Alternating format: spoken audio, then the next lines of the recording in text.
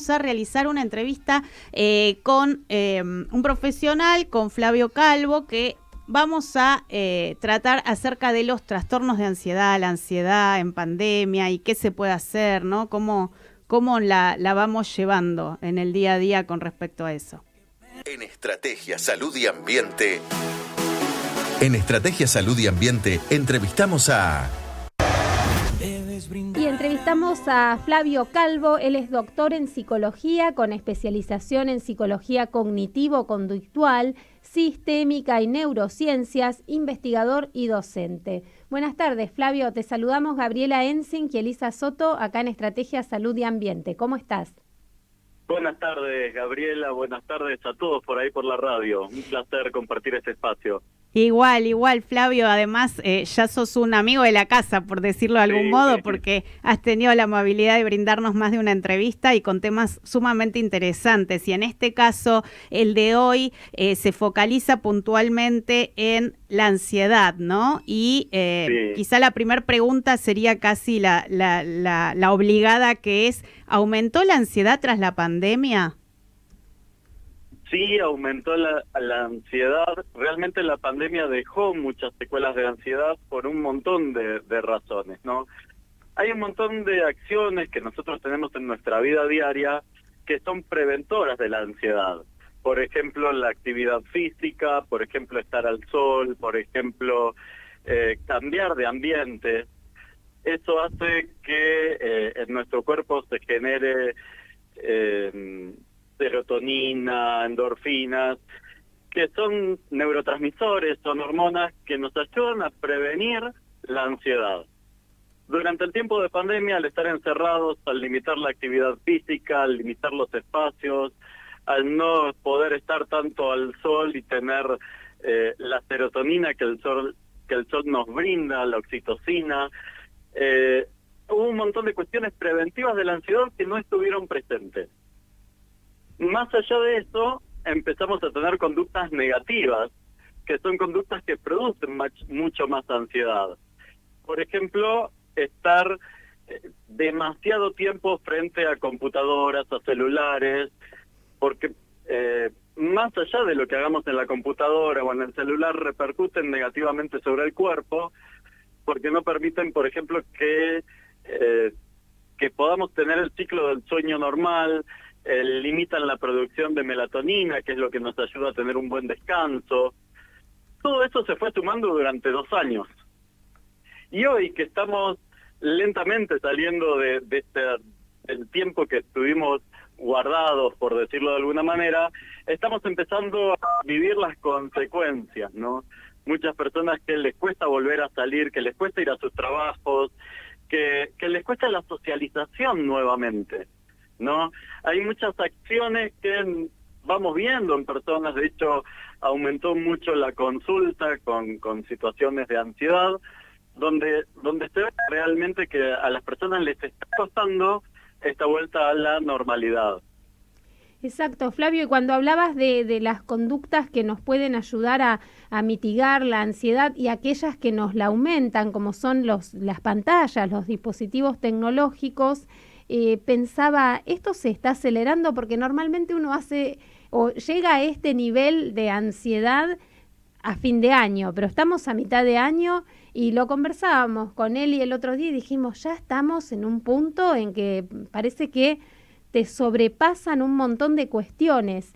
¿Qué podemos hacer o qué cuestiones deberíamos incorporar para evitar que los trastornos, esta ansiedad se transforme en un trastorno de ansiedad? En un trastorno.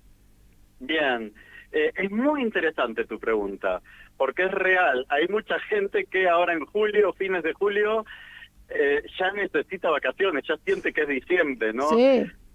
Tenemos una cuestión inconsciente que nos juega bastante en contra, que es creer que, porque muchas veces hacemos home office o estamos en casa, descansamos, cuando en realidad el tiempo frente a las pantallas nos cansa mucho más, ¿no? Entonces, lo preventivo tiene que ver mucho con esto que decíamos. Hay acciones que realmente ayudan a que la persona no tenga ansiedad. Realizar actividades físicas, algún tipo de deporte. buen grupo de amigos sanos donde pueda haber asertividad social, donde se pueda conectar con otros, buena alimentación, tener algún hobby, alguna actividad que no sea con pantallas, porque algunos cuando les pregunto sus hobbies hablan de la Play, etcétera.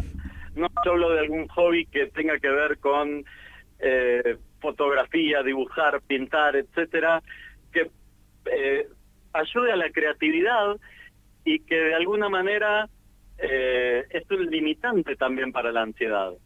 Quien hace actividad física, se alimenta bien, tiene un buen grupo de amigos, tiene hobbies y además de esto tiene un tiempo de meditación, respiración, etcétera, es muy difícil que sea una persona que vaya a tener una ansiedad patológica.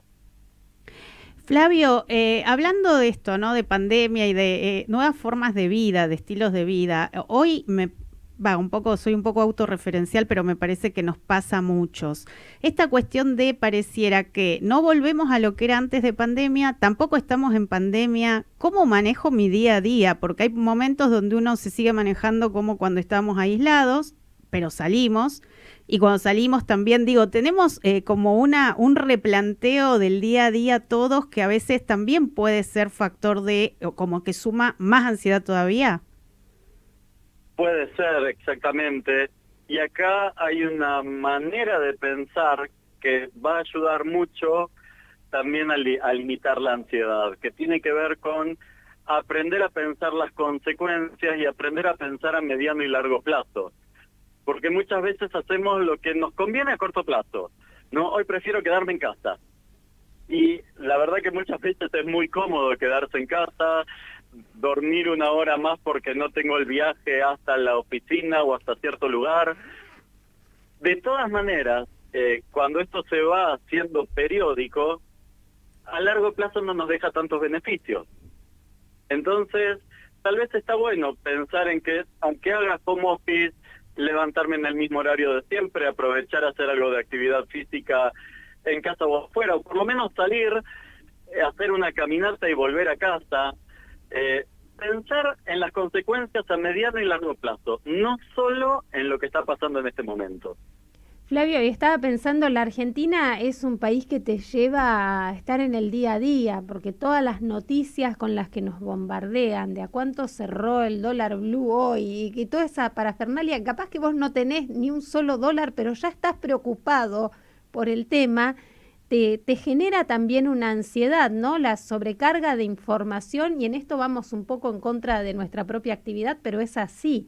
¿En qué medida podemos aislarnos un poco de eso o tomarlo de una forma saludable? Y después también te quería preguntar algunos síntomas que tengan que ver con el paso de una ansiedad lógica, normal, a lo que es un trastorno de ansiedad. Bien. Con respecto a lo primero, vivimos en un país bastante ansiógeno, ¿no? Y realmente Argentina nos enseña de alguna manera a vivir la tolerancia a la frustración.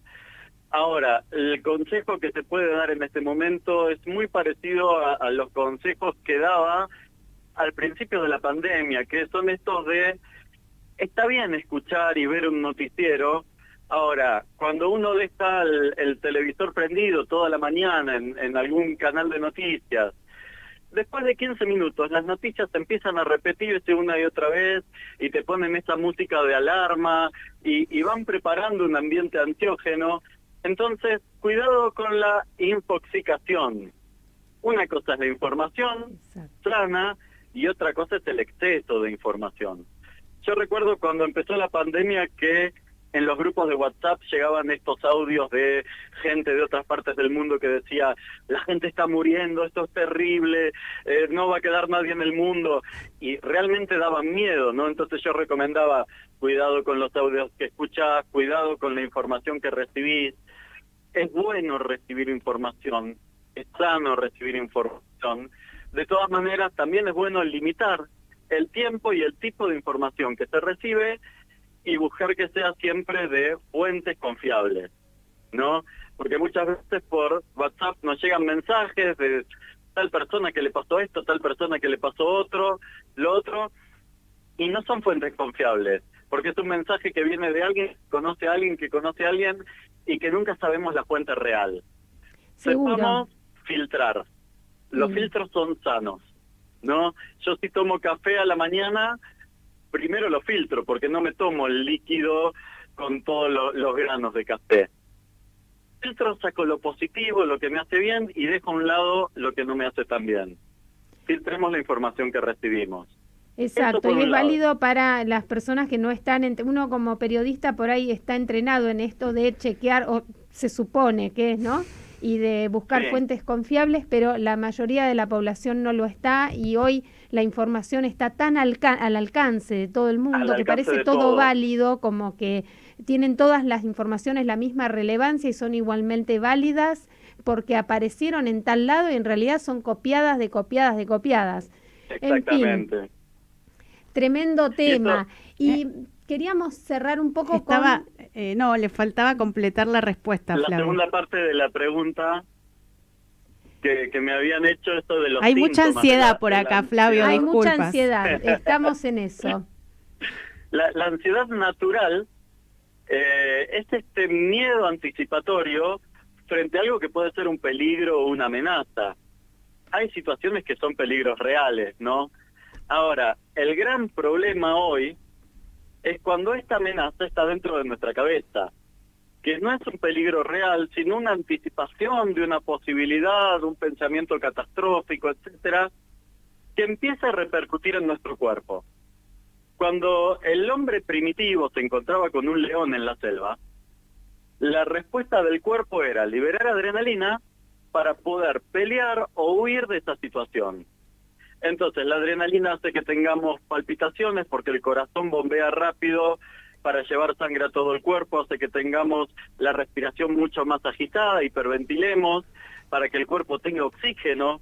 Entonces, poder correr, porque los músculos tienen bastante oxígeno continuamente y podemos correr rápidamente o defendernos, agarrar un palo y pegarle a ese león y poder escapar de esta situación. Hoy el león lo tenemos dentro de la cabeza. Entonces hay muchas situaciones que no son reales, que no tenemos evidencia y que las tomamos como si fueran una realidad y nuestro cuerpo responde con palpitaciones, con respiración agitada. Cuando nosotros empezamos a percibir ciertos síntomas y que no tienen que ver o no tienen una relación directa con situaciones reales que estén sucediendo, ahí estamos hablando de una ansiedad patológica. Bien, y frente a eso, obviamente, es importante poder consultar, poder de alguna manera, porque obviamente hay muchas formas de manifestaciones de esta ansiedad. Sí, la ansiedad se manifiesta de muchas maneras. La manifestación más fuerte es el ataque de pánico, esta sensación que es horrible, pero que dura pocos minutos. La persona que la vive siente que fue toda una vida lo que está viviendo, ¿no? Claro. Y después hay otras situaciones como un estado de alerta permanente, de miedo permanente, que es necesario revisar, ¿no? Qué importante que es conocer esto y poder frenarlo a tiempo. No sé si nos querés contar, ahora para cerrar, estuvimos hablando de algunas estrategias que podemos llevar adelante. ¿Qué otras cosas podemos hacer para reducir un poco la ansiedad? Hay algunas estrategias que yo muchas veces recomiendo a los consultantes, a los pacientes, que son pequeños tips que por ahí ayudan, que, a ver, no reemplazan una terapia, pero ayudan a mantener ciertas situaciones controladas.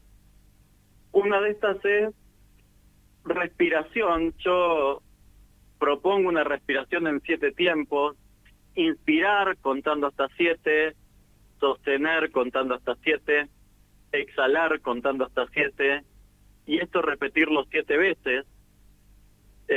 Esto hacerlo en momentos de paz, no en los momentos de ansiedad.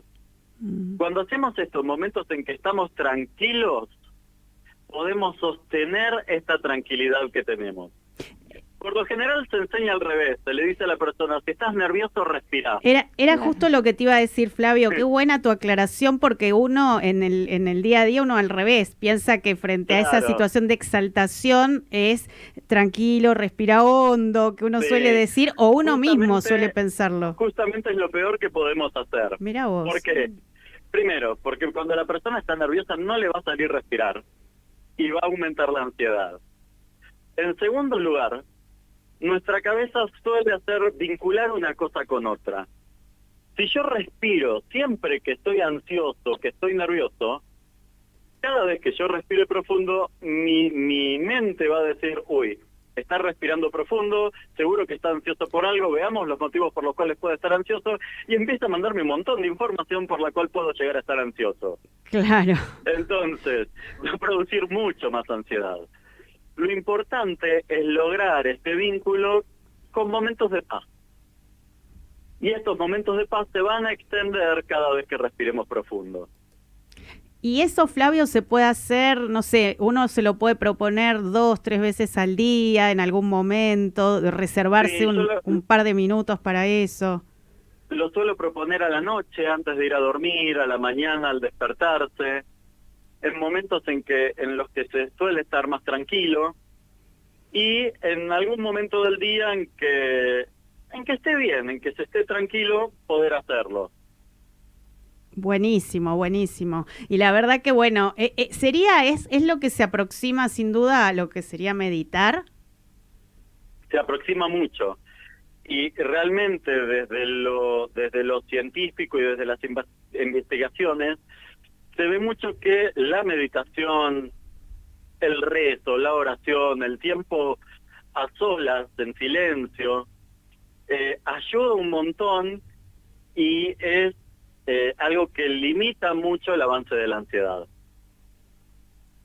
Qué bueno eso, ¿no? Porque estamos en una época donde pareciera que el silencio nos incomoda, ¿no? O sea, la falta de pantalla, la falta de estímulo, pareciera que necesitamos siempre escuchar algo, ver algo, tocar algo, y está bueno esto que decís vos, ¿no? Poder parar y... Sí, porque, como vos decís, vivimos en un espacio sobreestimulado.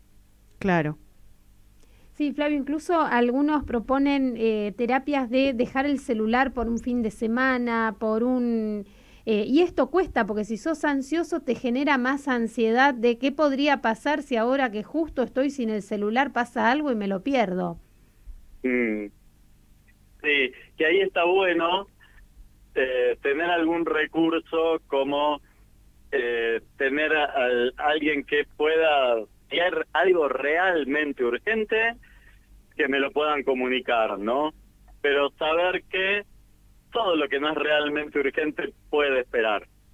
Seguro, seguro. Sí, sí, la verdad que sí. Lo que no puede esperar es empezar a controlar la ansiedad y empezar, ¿no?, a aplicar estrategias como las que nos estás dando, que son muy valiosas, para poder ponerlas ya, implementarlas en cualquier momento, porque la verdad que creo que a todos nos va a venir bien, a aquellos que ya están extremadamente ansiosos o en el día a día, bueno, como vos decías recién también, ¿no? Además vivimos en una ciudad que te sobreestimula, entonces se van sumando muchas cosas. En un país, como decíamos hace un rato, que nos enseña, nos pone muy ansiógenos, ¿no? Es cierto, es cierto. Bueno, Flavio, la verdad que estamos muy agradecidas por todo lo que nos brindaste, por habernos aclarado tantas dudas y habernos dado estos tips tan increíbles. Así es que te queremos agradecer mucho por tu tiempo y sin duda no será la última vez que estaremos en contacto. Claramente no es la última vez, porque siempre es un placer para mí compartir con ustedes. Gracias, Flavio. Un abrazo apretado. Chao, hasta luego. Muchísimas gracias. Bueno, hablábamos con Flavio Calvo. Él es doctor en psicología, especializado en psicología cognitivo-conductual, sistémica y neurociencias, investigador y docente. Y la verdad que nos habló de esto, de la ansiedad y de los trastornos de ansiedad, con algunos tips y cuestiones para poner en práctica ya mismo.